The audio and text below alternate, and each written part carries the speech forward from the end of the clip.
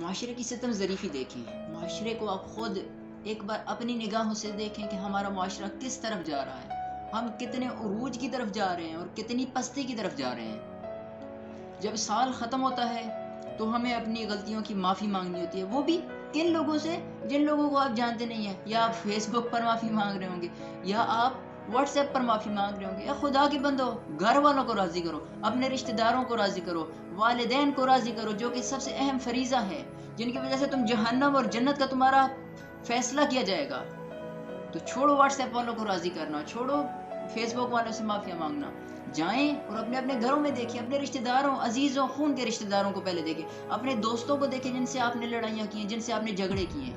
ادھر تو ہم لوگ بالکل دیکھتے نہیں ہیں۔ ہمارے معاشرے کی ستم ظریفی ہے یہ۔ رمضان میں اگر ہم معافیا مانگتے ہیں یا جب سال ختم ہوتا ہے تب ہمیں معافیا یاد آتی ہیں۔